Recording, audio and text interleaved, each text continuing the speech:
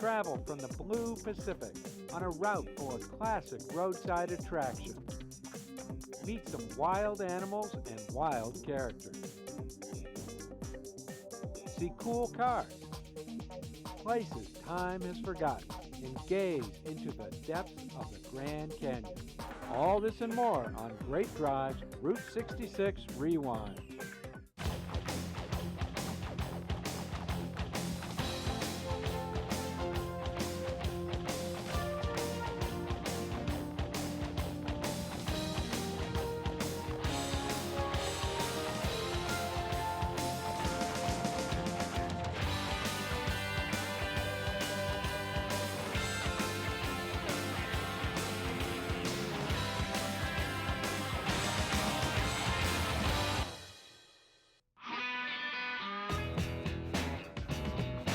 Route 66 starts in Chicago and ends where the Pacific Ocean meets the North American continent in Santa Monica, California. While the official terminus is a few blocks away, the iconic Santa Monica Pier has become the symbolic end of the line for Route 66. It's where we start our trip. Route 66 brought thousands of people, including my family, to the West Coast. We wanted to backtrack and see what we left behind. We're calling our trip Route 66 Rewind. We loaded up our borrowed retro-looking Chevrolet HHR and headed east along Santa Monica Boulevard. Route 66 has disappeared from view in this area. This is a modern urban landscape. The historic route's presence is invisible as it winds through Santa Monica, Westwood, Century City, and Beverly Hills. But when you reach Hollywood, there's a glimmer that the Mother Road is just underneath the asphalt. The drive is rather dreary as you fight your way past downtown. But once you've made it to the other side, the rewards begin. The Aztec Motel in Monrovia was built in 1925 to serve what the owners hoped would be a growing number of travelers motoring along the new Route 66. The Aztec, inspired by Mesoamerican art, is an exotic-looking motel that became a popular stop along the road. Like much along this fabled route, it suffered from neglect and fell into disrepair. Jorge de Sorio was hired to help restore the motel's fabled murals. I restored 3 original murals that were painted in 1924, one in the lobby and 2 in the Mayan room. I had to use magnifying glasses to paint on the walls in the same place, in the same dimensions. This hotel is the 100% Mayan. He called Aztec because it's more easier for the people, more popular word. The restoration was an exacting task that challenged his skills as a trained draftsman. But he wanted to share the glory of the Mayan civilization with people today. The Aztec was a glimpse of what lay ahead on our trip back in time. We were going through the heart of town after town as we headed west along Route 66, known here as Foothill Boulevard. This was by design. Route 66 was built in order to connect America's main streets. Its planners argued that rural and urban communities needed access to a major national thoroughfare. The need to be the link between hundreds of communities from Chicago to LA ensured its zigzag layout. It's a far cry from today's linear superhighways. Route 66 helped to bring prosperity to these once remote towns and pave the way, so to speak, for the transformation of the country's landscape. Quirky roadside architecture blossomed to catch the attention of travelers who were zooming by. Bono's orange juice stand on the outskirts of San Bernardino is one of the remaining icons of roadside architecture. It's also a reminder that this area was once covered by orange groves. The stand and its companion restaurant have been closed for a while, but we noticed some activity and drove over for a look. Joe Bono, the camera-shy son of the woman who founded the restaurant in 1936, was inside. He wants to do some updating and reopen. It's a time capsule of an era gone by. Its shelves are laden with the ingredients used to make the hearty Italian fare once served. Its empty tables with red checkerboard tablecloths are standing by, waiting for a new generation of travelers to stop in.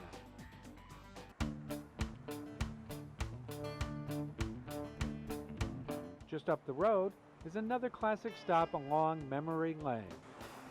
The Wigwam Motel, the seventh and last in a chain of Wigwam motels, was built in San Bernardino in 1949. Its 19 wigwam-shaped rooms are arranged in a semicircle, like an Indian village. The refurbished rooms are comfy, and unlike a real teepee on the plains, they have air conditioning, running water, and box spring mattresses. These concrete and wood structures are 30-foot tall testaments to the wild-eyed dreamers who believed that Americans would one day get in their cars and head out on the highway. It's just sweet. It's adorable. It's a nice little place to stay. There was more and more history around every bend. Route 66 passes right by the California Theater in downtown San Bernardino. A case in point. Built in 1928 with the Southern California love of Spanish Moorish architecture in mind, its connection to Will Rogers made it famous. He was the populous raconteur, newspaper columnist, radio personality, and movie star who enthralled audiences with his folksy, Mark Twain-like storytelling. This beautifully restored theater is where the much-loved Rogers performed his last show in 1935. After taking a bow, he was off for a plane trip to Alaska with his aviator friend, Wiley Post. The trip ended in tragedy when their plane crashed, killing both Rogers and Post. The sparkly curtain, part of the scenery left behind by his show, is still used today. And Route 66 has been named the Will Rogers Highway by the U.S. Highway Route 66 Association. The old road merges with Interstate 215 at the Cajon Pass, just outside of San Bernardino. Built as the high-speed alternative route to the old road, this mountain pass's steep ascent would have been too much for cars before the modern era. But the old Route 66 is still there, and it's a much overlooked and more enjoyable alternative to the crowded new interstate. It's less steep and easier on your car. And because it's not as crowded, it actually can be faster. Look for the Kenwood Road exit off Interstate 215 and take your time. You may want to stop and explore the jutting rock outcroppings along the San Andreas Fault. The Summit Inn is at the top of the Cajon Pass. Aptly named, it's been serving customers since 1952. It's said that drivers used to stop to kiss the ground at the inn after safely making it up the steep Cajon Pass. While this doesn't happen anymore, you still may want to stop and grab a cup of joe with a hefty side of nostalgia. Leaving the Summit Inn, you're on I-15 heading for Barstow, 46 miles away. It's apparent that the Route 66 connection is alive and well in Barstow, especially at the Mother Road Route 66 Museum. If you think Route 66 and classic American cars are a perfect fit, you aren't alone. We ran into a group of die-hard Route 66 fans who'd driven their prized rides down to the museum. How sweet it is! Revved up by the muscle cars, we went in to find out more about Route 66. The museum's curator, Deborah Hodkin, showed us the treasure trove of objects they've collected to help tell the story of travel along the route. 38 cents. Wow. Wouldn't we like to see those prices again? We wanted to know what motivated a group of volunteers to set up the museum. Oh, Well, it's something that was needed, something to preserve our history for our area, for Barstow, for California, for the entire route. The Casa del Desierto, an abandoned hotel and restaurant, was there. And the museum was born. Traveling Route 66 is an adventure. It is nostalgic. It is Americana. It's fun. There's always surprises in our museum, and there's always surprises out there on the road. It's what you make of it. It's the people along the way. It's the journey. Our journey continued. As we pressed on outside of Barstow, the road became the two-lane National Trails Highway, or Old Route 66. There's not much between Barstow and the Arizona border. A few small towns like Daggett, an old mining supply center set up to ship silver ore in the 19th century, are about all you'll find. They say Wyatt Earp once stayed here. I doubt he'd stay here today, but for those who are tired of overcrowded cities, this could be an answer. A famous stop along the way is the former Sidewinder Cafe in Newberry Springs. It was renamed the Baghdad Cafe after a movie by that title was shot here. Reminders of its connection to Route 66 are everywhere. While we wanted to dally, it was getting late, and nearby lodging options looked pretty bleak. We were headed toward the Arizona border, about 100 miles away. We'd seen a lot, but we knew there was much more ahead on historic Route 66.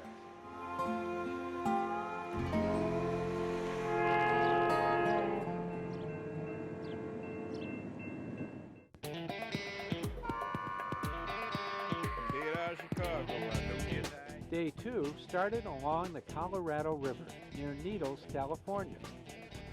We crossed over the freeway overpass and into Arizona and began our drive to Oatman on the longest continuous stretch of historic Route 66. This twisty, curvy road is exactly what we dreamed about. It brought back memories of reading old issues of Arizona Highway magazine at my parents' house. This is the reason to get off the interstate. This is one of the most scenic parts of the drive. The road and the vistas are hard to beat.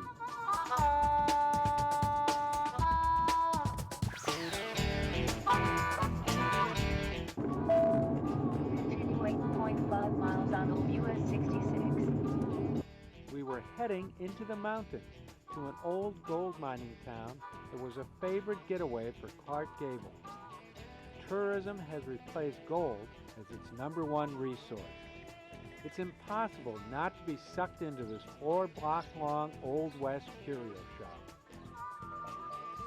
Gable loved the town so much that he convinced his bride, Carole Lombard, to come here for their honeymoon. They stayed at the Oatman Hotel. This rustic hotel is listed on the National Register of Historic Places. The Gable Lombard suite has been refurbished. It's now possible to see how one of Hollywood's most glamorous couples spent their romantic honeymoon.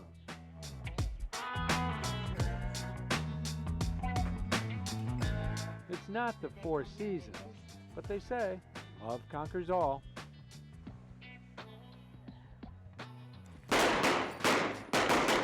Out on the street, there's entertainment designed to remind visitors of Oatman's less romantic past. Days when gunslingers might have been tempted to skip the hard work of mining and just help themselves to the proceeds. Donkeys are another reminder of the town's mining past. They have the run of the town. No longer needed by miners as pack animals, they roam the streets looking for a free carrot or two. Something tourists find impossible to resist.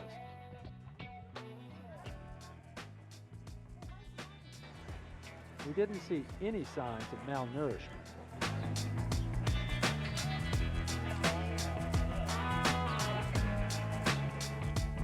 Out of carrots, we headed out of town.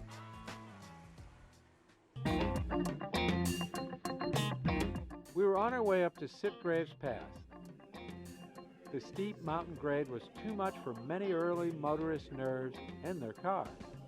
They'd hire locals to drive or tow their cars to the top. We made it to the top of the 3,550-foot summit, but had to stop for the view. It's a vision of how rugged traveling through this area must have been for early settlers. If you hike down a trail at the pass, you can find a cemetery with views that are truly eternal. Onward, the road was calling. We found old miners' camps that were transformed to serve a once booming tourist industry. This one's waiting for another gold rush today. It was hard to believe that there was so much open country only 300 miles away from Los Angeles. To understand more about the Mother Road's history, we stopped at the Route 66 Museum in Kingman, Arizona. The museum presents visitors with a visual storyline of how the route morphed from footpath to wagon trail to railroad line and finally to a transcontinental highway.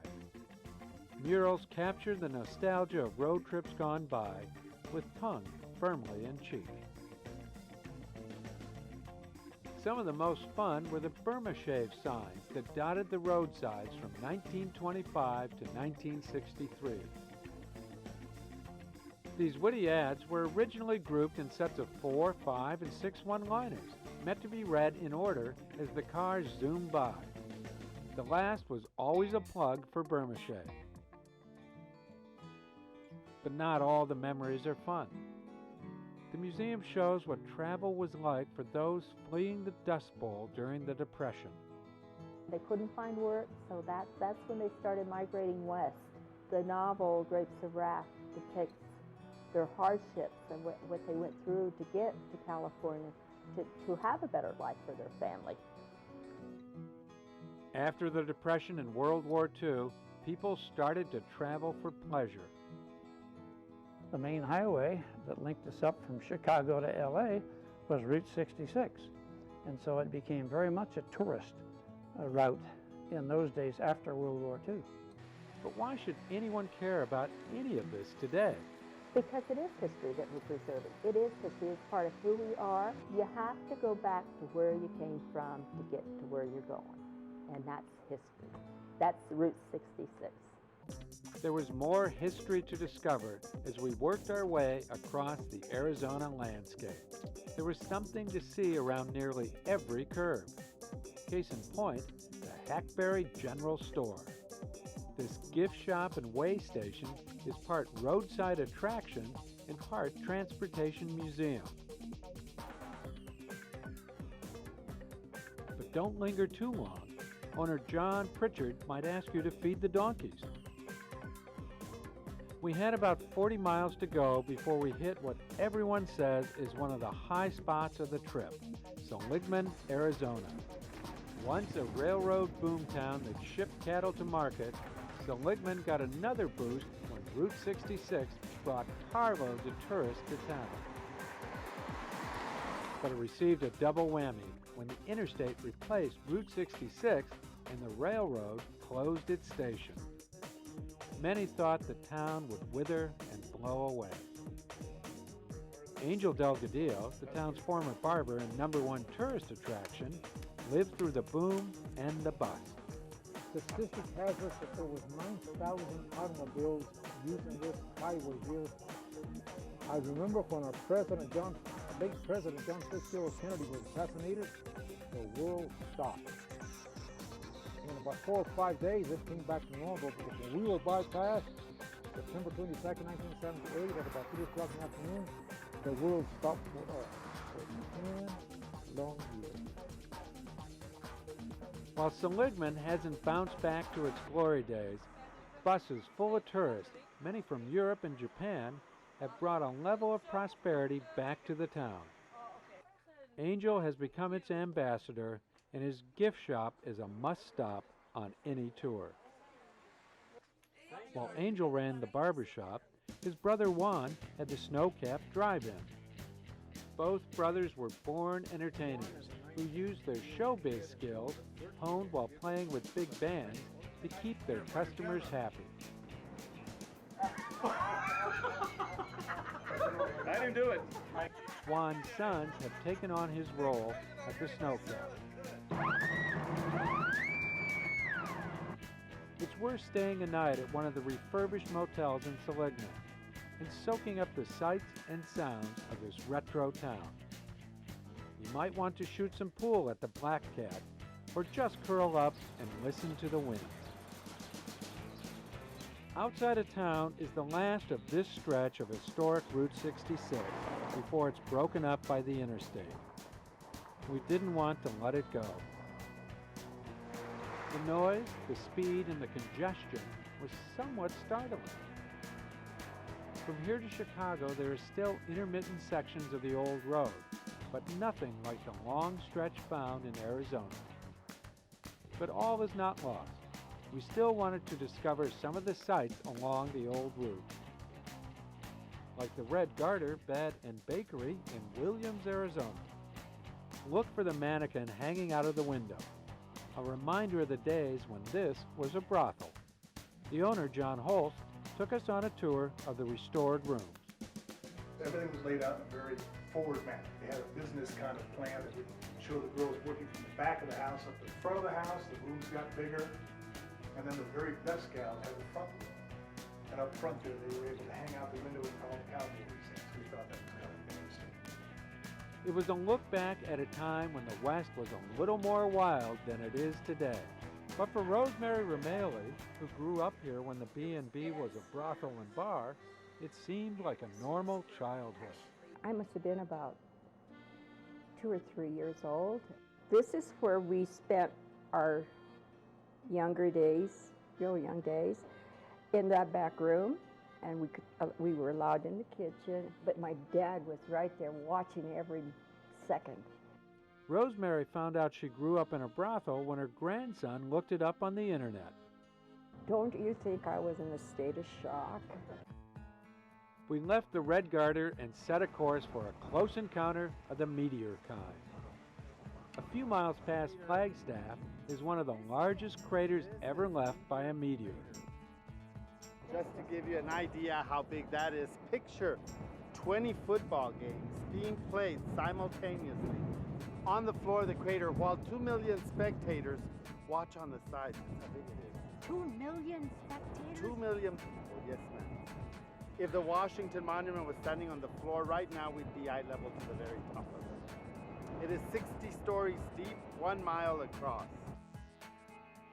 It's hard to imagine what it was like 50,000 years ago as a 150-foot wide mass of iron and nickel came hurtling from space and slammed into this spot at 26,000 miles per hour. The force was equivalent to 20 million tons of TNT, enough to dig this 700-foot deep crater in just a few seconds. Looking at the crater, it's impossible not to think about what else is out in space and where we fit in.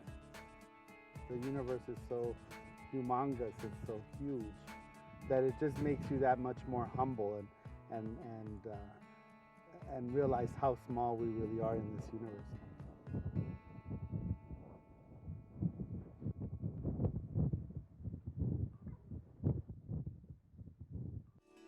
This had been a journey of discovery, but it was time to head back. We decided to take a slight detour to see another large natural wonder, the Grand Canyon. Looking at these rock walls put our drive in perspective. While nothing we create can ever compare to the grandeur of nature, Route 66 is the best way to get you there.